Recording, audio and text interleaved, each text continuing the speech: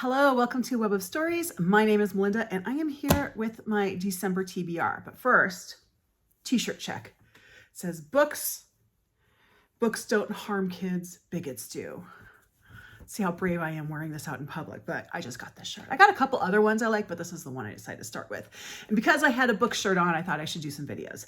So I got a stack of book plus some books I don't actually have to talk about things that I am going to be hoping to read in December. And I'm not going to differentiate between TBR and Pile of Possibilities this time because a lot of these are sort of like I need to get them done sort of things. So the first book I have, I may start in November. And the reason why is because it is the book club. It's the book for my Marginals and Margaritas book club, which we're meeting on December 14th.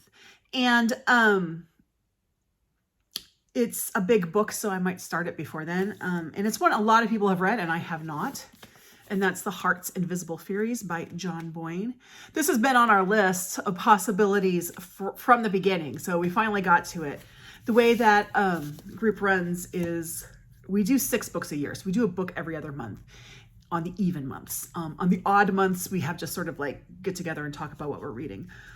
And February, April, June, August, and October, there's sort of a theme that we choose from based on like a heritage month. So like February, we do an African-American, African diaspora book, blah, blah, blah.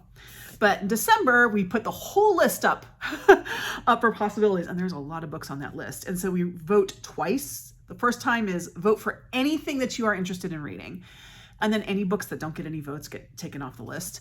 And then from that, like the, 10 or so highest vote getters, depending on how it breaks down, goes to the second round. And this is what we came up with. So I'll read a little bit about this, but I think this is a pretty well-known book. So Cyril Avery is not a real Avery, or at least that's what his adoptive parents tell him. He never will be. But if he isn't a real Avery, then who is he? Born out of wedlock to a teenage girl cast out from her rural Irish community and adopted by a well-to-do, if eccentric Dublin couple via the intervention of a hunchbacked redemptuous nun, Cyril is adrift in the world, anchored only tenuously by his close friendship with the infinitely more glamorous and dangerous Julian Woodbead.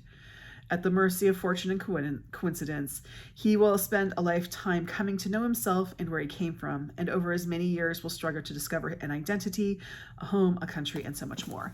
So this book is that was always up during Pride Month because it is LGBTQ rep. But as I said, in December we choose anything. So I may be starting this one in November. We'll see how it works out. And then the second book is for my other library book club, and it's actually our January book, which means I might not get to it till January, but I'm going to put it here anyway. Usually that one is the first Saturday of the month. However, January and sometimes July, they push it back a week, and which was great because I had originally planned to be on a plane on the first Saturday in January, but our plans have changed. I don't think we're going to go to Arizona at the end of the year after all. But so it's January, whatever the second week in January is. So I have a little more time to read it, but I might still start it in December. And I don't have it, but it is 1,000 Moons by Sebastian Barry. So this is the sequel to Days Without End, which we read this year, 2024, for that group. And it was a really great book club book. There was a lot of discussion. If you've seen my videos on it, I had some issues with it. And those issues were pretty universal in the group, dealing with how trauma is handled or even recognized within the Indigenous community. Now, those things came up as criticisms to Barry, which he addressed, and this book was written a bit later, and so we're really curious to see if he does address those. This book is told through the eyes of the Indigenous character that we meet in Days Without End. When we read Days Without End, at the end we're like, we have to do 1,000 Moons, we have to know what's going to happen. So usually we vote every 6 months on books for the next 6 months, but we just sort of insisted that this be our January book. So that is what I'm going to be doing for January. Those are my book club books. I do have, let me go to this one next. I have my Agatha Christie for the month. This was supposed to be my Agatha Christie for November, But if you saw the video, I got mixed up and accidentally read my December Agatha Christie in November. So this is the November Agatha Christie that I'll be reading in December. It is the only Marple I'm reading this year, and that is The Moving Finger. Oh, maybe I can get off. Oh, there we go. There was something stuck on the back of the book and I couldn't read all the thing, but I got it off, which means there's something stuck on this book I need to take care of. Let me read it here. Limstock is a town with more than its share of scandalous secrets. A town where even a sudden outbreak of anonymous hate mail causes only a minor stir. But all that changes when one of the recipients, Mrs. Symington, dies. Her final note says, "I can't go on." But Miss Marple questions the coroner's verdict of suicide. Soon, nobody is sure of anyone, as secrets stop being shameful and start becoming deadly. So that is my Agatha Christie.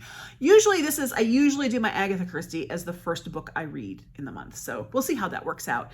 As I said, I might still be reading Heart's Invisible Furies. We'll see how it works out.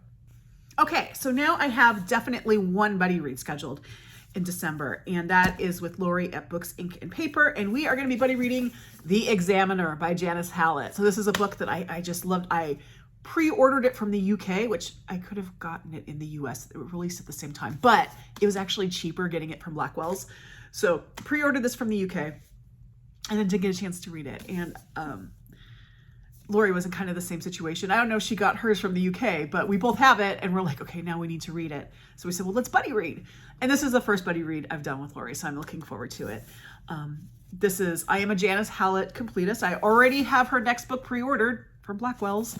I want to say that's coming out in like May or something. I don't know. I'll have to check. The subtitle on this is 6 Students, 1 Murder. Your time starts now. This is I'll read the first little bit of the summary. There's more, but I don't want to read the whole thing. A masterclass in murder. The mature students of Royal Hastings University's new art course have been trouble from day one. From acclaimed artist Allison, who seems oddly overqualified, to hapless Patrick, who can barely operate design software, and city boy Cameron, who blusters his way through the assignment, not to mention Jem, who's a gifted young sculptor, but cross her at your peril. I'll keep going. The year-long course is blighted by students setting fire to one another's artwork, a rumored extramarital affair, and a disastrous road trip. But finally, they are given their last assignment, to build an art installation for a local manufacturer. With 6 students who have nothing in common except their clashing personal agendas, what could possibly go wrong? I lied. I am going to read the whole thing.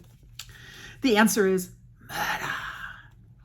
When the external examiner arrives to assess the student's coursework, he becomes convinced that a student was killed on the course and that the others covered it up. But is he right? Only a close examination of the evidence will reveal the truth. Your time starts now. So if you aren't familiar with Janice Hallett, she writes in multimedia format, which is a lot of emails and text messages and faxes and things like that. So this is a pretty big book, but her books go super quickly because of that. So really looking forward to this one. And thank you, Lori, for buddy reading this. Thank you in advance for buddy reading this with me. I'm looking forward to it. Okay, so the next book might end up being a buddy read. It is the last book I have for my 2024 self-destruct list. And Suey at Suey's Book Banner and I, we kind of said, oh, let's buddy read this. And then nothing happened about it. So Suey, do you want to buddy read this in December? Let me know. And that is Eleanor Oliphant is Completely Fine by Gail Honeyman. So as I said, this is the last book I have to read from my self-destruct list for 2024. All the other books have either been read or DNF'd. Hopefully next year it'll be better. This one I was actually supposed to read a couple years ago with a book club, and then I wasn't able to make the book club, so I didn't read the book. It is one of my many Book of the Month collection books. So I will read a bit of this. I might read all of it. We'll see how it goes. Meet Eleanor Oliphant. She struggles with appropriate social skills and tends to say exactly what she's thinking. Nothing is missing in her carefully timetabled life of avoiding unnecessary human contact, where weekends are punctuated by frozen pizza, vodka, and phone chats with Mummy. But everything changes when Eleanor meets Raymond, the bumbling and deeply unhygienic IT guy from her office. When she and Raymond together save Sammy, an elderly gentleman who has fallen, the three rescue one another from the lives of isolation that they had been living. Ultimately is Raymond's big heart that will help Eleanor find the way to repair her own profoundly damaged one. If she does, she'll learn that she too is capable of finding friendship and even love after all. So feel-good book, which is perfect because God knows we need feel-good books. But anyway, so Suey, let me know if you want anybody to read this. Also about this book. So I did a 10 before the end video, which either has or hasn't. I'm not quite sure if that's gone up yet. Anyway, there is a 10 before the end video. And one of those books on there was When We Fly Away by Alice Hoffman. So I made that, that list in like October. And that particular book is about the Frank family, like being persecuted and then having to go into hiding. And I don't feel like reading that right now. So on my 10 before the end list, I swapped it out with this one. So this also counts for 10 before the end. And speaking of 10 before the end, the last 3 books I have here are books that are on the 10 before the end list that I still have to get to. These next 2, either one of them will satisfy my Story Reads challenge where I have to read a book set or from a country currently in conflict. The first one is The Rooster House, My Ukrainian Family Story by Victoria Belim. So Ukraine. A timely and deeply moving story of family history and Ukraine. In 2014, the landmarks of Victoria Belim's personal geography were plunged into tumult at the hands of Russia. So this is like the first time? Well, the second to most recent time that Russia invaded Ukraine.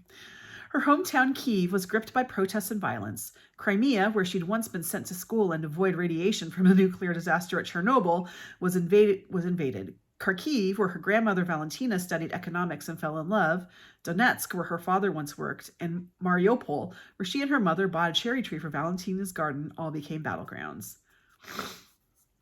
Victoria, by then an American citizen living in Brussels, felt she had to go back.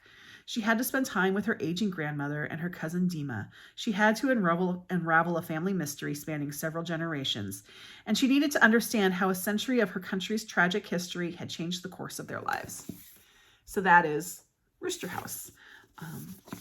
This one. And again, the ones that I'm reading from this one on are 10 before the end. If I don't read them, that's fine. The only one that's self-destructing is Eleanor Oliphant. So now the next one is set in Palestine.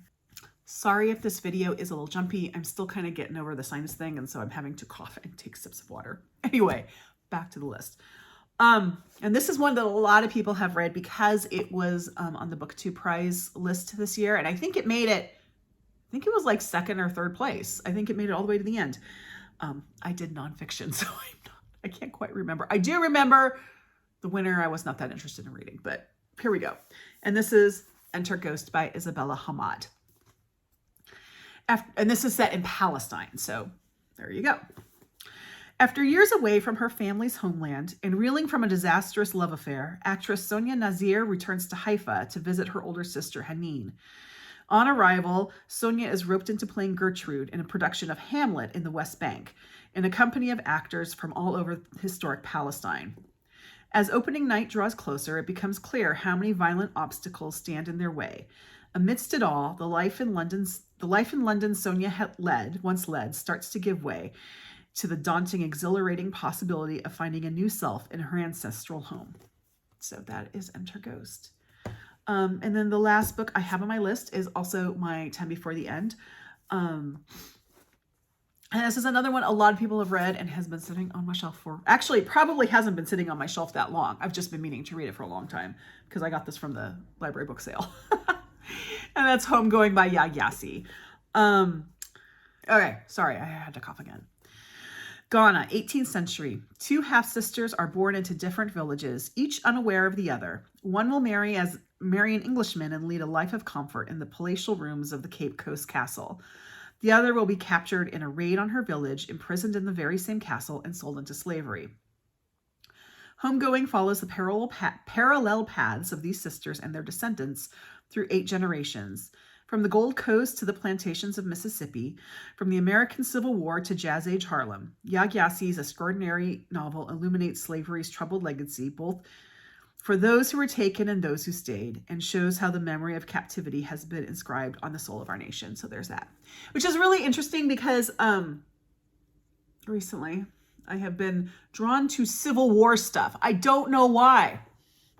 I don't know why, because you'd think I wouldn't want to read that now, but apparently I do want to read it. And I was like looking at this going, okay, no Civil War stuff this month. And then there's this.